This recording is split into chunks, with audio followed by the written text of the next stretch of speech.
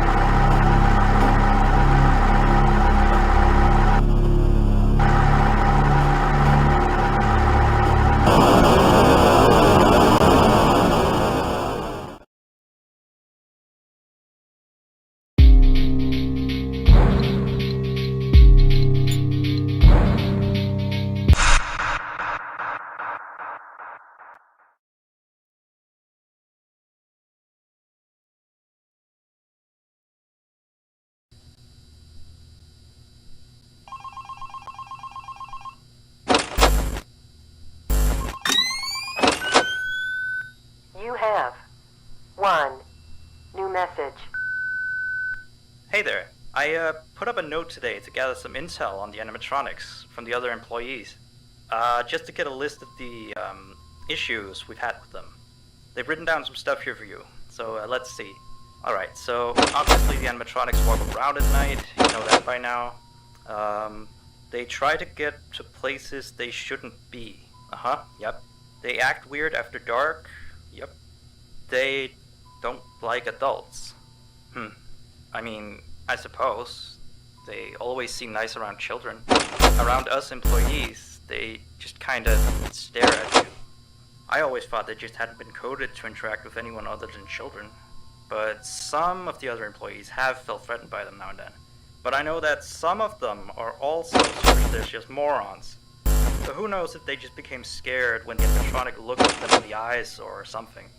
Anyway, one last thing on the list here. The last penguin interferes with the system. There's a sentence I never thought I'd say. We have these penguin animatronics as waiters. They take people's orders and whatnot. We used to have 3 of them, but 2 of them broke down and haven't been fixed yet. I think they're referring to the 3rd penguin that still works, or, well, apparently doesn't quite work. So yeah, definitely don't let him into the office. His presence alone could probably destroy our systems. Well, that'll be it for now. Be sure to leave another message for your next shift.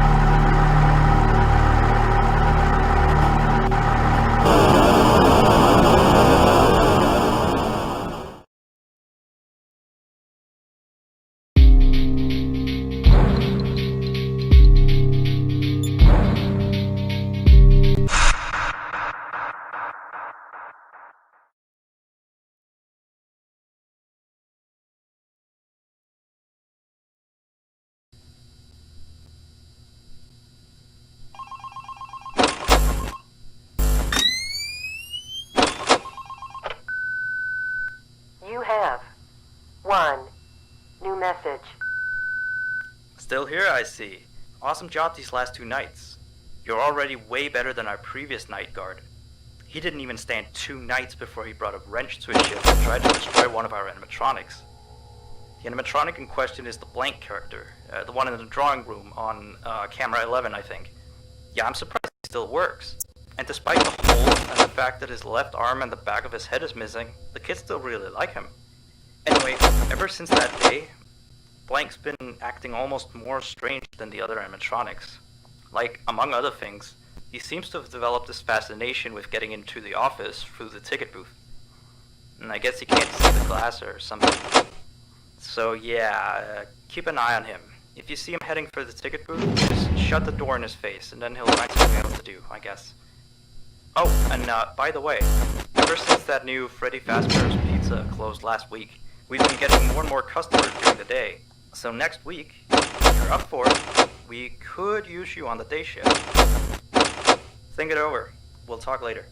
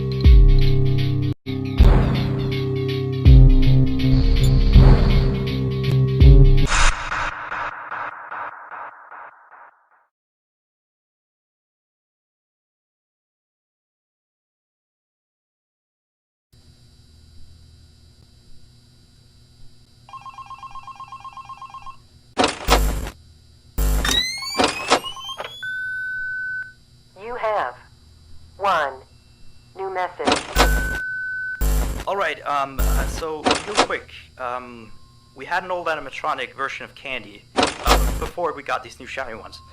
Anyway, he was supposed to be out of commission ever since he was involved in this incident with a customer. An adult customer, luckily. Not a child. Not that the children are safe here, that's not what I... Anyway, our technician has tried to fix him up for some time, and he wants me to warn you that old Candy might start walking around as well. He should be in parts and service. That's camera 10, I believe. Keep a real good eye on him. He's quite big, so just be careful around him. That's all. Keep up on the good work.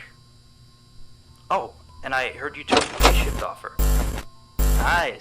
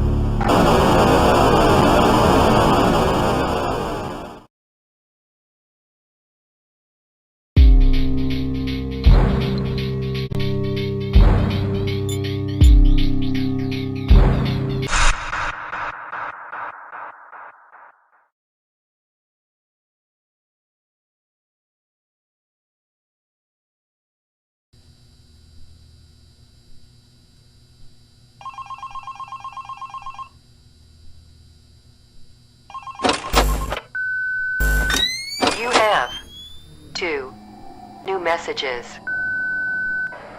Hello again. So, the big boss man told me to inform you about our off-limit areas.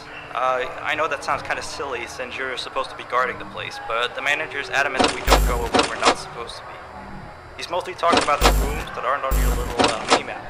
They aren't on the map because it apparently isn't any of your business. Or ours, for that sake.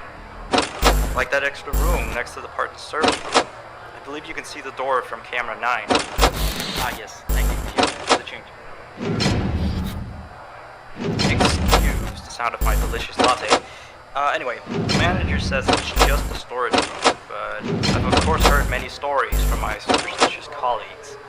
So it's either an extra kitchen, a staircase to a secret underground tunnel, or it's where he puts his bowling equipment because he doesn't want his wife to know he's still bowling. Of course, I don't believe it's anything special, to be honest. I overheard him talking about the room once. He mentioned something about some old, unused stuff. Maybe he's hiding a smile in there.